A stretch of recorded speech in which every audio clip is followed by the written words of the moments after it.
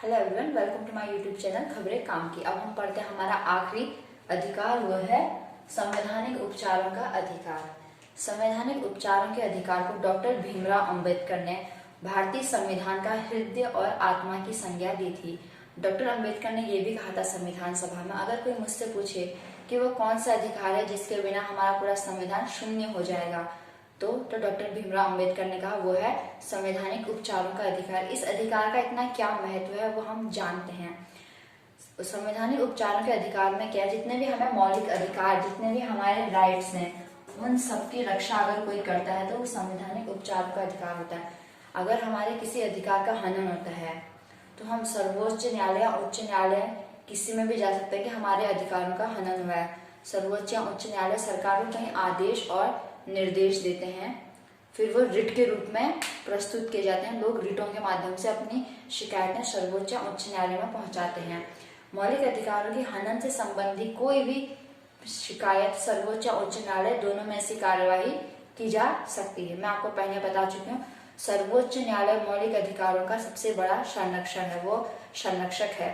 संविधान का भी सबसे बड़ा संरक्षक सर्वोच्च न्यायालय है। अब जानते हैं आर्टिकल 32 को, जो मैं आपको बता चुकी हूँ।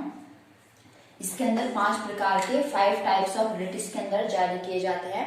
पहला है बंदी प्रत्यक्षीकरण, परमादेश, निषेध आदेश, अधिकार परीक्षा, उत्प्रेषण रिट। अब हम जानते हैं एक एक रिट को ब्रीफली। जो बंदी प्रत्यक्षीकरण रिट है, ये कोई व्यक्ति जिसे बंदी बनाया गया हो उसे लगता है कि मेरी गलती नहीं थी, उसे फिर मुझे बंदी बनाया गया, मीन्स किसी व्यक्ति को गैर कानूनी तरीके से बंदी बनाया गया है, तो बंदी प्रत्यक्षीकरण रिट के माध्यम से सर्वोच्च न्यायालय में अपनी बात पहुंचा सकता है।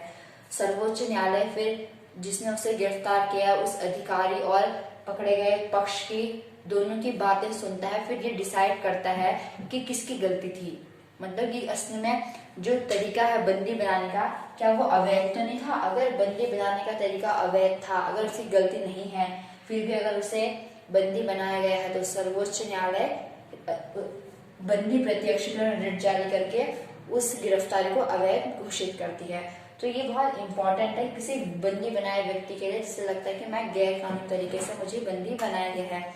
सेकेंड है हमारा परमादेश।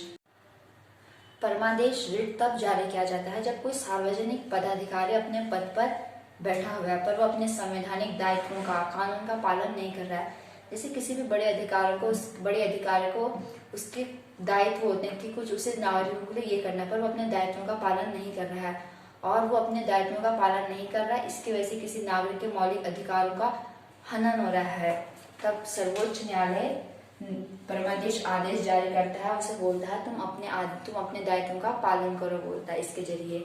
फिर आता है निषेध आदेश। निषेध आदेश क्या है? जब कोई निचली अदालत ऐसे किसी मामले में फैसला करती है जो उसके अधिकार क्षेत्र में नहीं आता, तब सर्वोच्च न्यायालय निचली अदालत को आदेश देती है कि इस मामले को यहीं पे स्थगित कर दो, क्योंकि ये वाला विवाद तुम्हारी मैटर बना के सर्वोच्च न्यायालय बोलते हैं हमारे पास रेफर करो, क्योंकि ये हमारे उसमें आता है, हमारे अधिकार क्षेत्र में आता है। फिर फोर्थ हमारा अधिकार परीक्षा। फिर उसके बाद बचता है हमारा उत्प्रेषण रिट।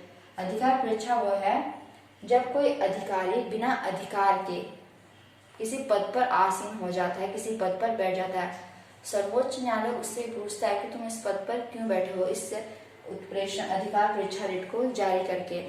जब तक वो अपने किसी ठीक तरह मतलब वो कोई जवाब नहीं देता इस चीज का कि क्यों बैठा है, तब तक उसे उस पद पर कार्य नहीं करने दिया जाता। जो फिफ्थ है वो है उत्प्रेषण रिट।